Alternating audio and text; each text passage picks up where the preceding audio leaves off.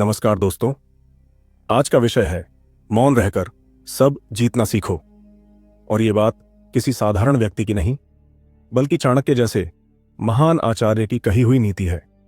चाणक्य को हम सब एक कुशल राजनीतिज्ञ, अर्थशास्त्री और रणनीतिकार के रूप में जानते हैं। उन्होंने जो भी नीतियां बताई वो आज भी प्रासंगिक हैं।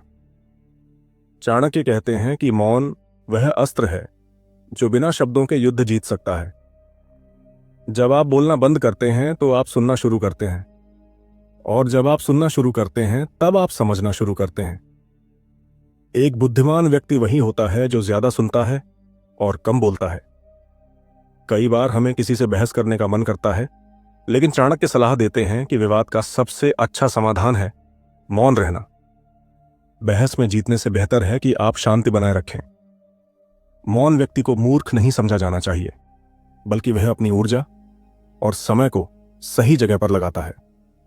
चाणक्य की एक और प्रसिद्ध नीति है, अपने रहस्य किसी को मत बताओ, मौन रहो, क्योंकि यही तुम्हारी सुरक्षा है।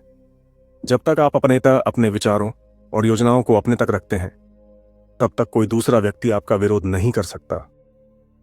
मौन रहकर व्यक्ति अपनी योजनाओं को सुरक्षित रख सकता है और सही समय आने पर उन्हें क्रियान्वित कर सकता है।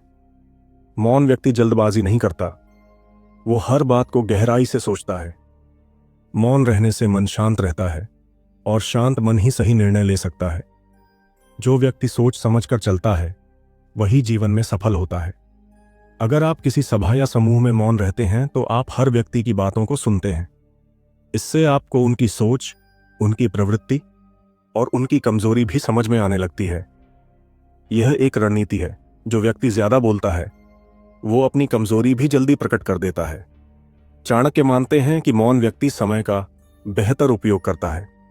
जब आप मौन होते हैं तो आप व्यर्थ के कामों से बचते हैं। आपका ध्यान बिखरता नहीं और आप अपने लक्ष्य पर केंद्रित रहते हैं। ये आत्मसंयम का सबसे बड़ा उदाहरण है। यदि कोई व्यक्ति गलती कर रहा है और आप तुरंत कुछ कह देते हैं तो सामने वाला रक्षात्मक हो जाता है। परंतु यदि आप मौन रहकर सही समय का इंतजार करते हैं तो आप बिना आहत किए उसे सही दिशा में ले जा सकते हैं। यह चाणक्य की राजनीति का मूल मंत्र है, सही समय पर सही वार। चाणक्य नीति में मौन को आत्म अनुशासन और ध्यान की पहली सीढ़ी कहा गया है। जो व्यक्ति दिन में कुछ समय मौन में बिताता है उसका आत्मनिरीक्षण बेहतर होता है। वो अपनी कमियां समझ पाता है और उन्हें सुधारने का प्रयास करता है।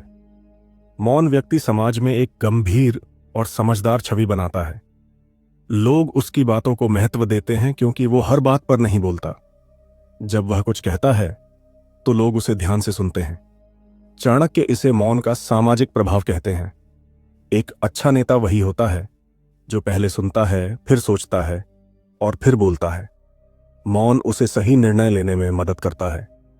चाणक्य की दृष्टि में जो व्यक्ति खुद पर नियंत्रण रख सकता है वही दूसरों का मार्गदर्शन करने के योग्य होता है। तो दोस्तों, चाणक्य नीति का यह सिद्धांत, मौन रहकर सब जीतना सीखो, हमें सिखाता है कि मौन कोई कमजोरी नहीं है, बल्कि यह हमारी सबसे बड़ी ताकत हो सकती है।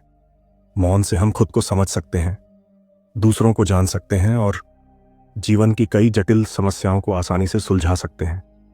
अगर आपको ये ज्ञानवर्धक बातें पसंद आई हों तो चैनल को लाइक करें, सब्सक्राइब करें और इस वीडियो को जरूर शेयर करें।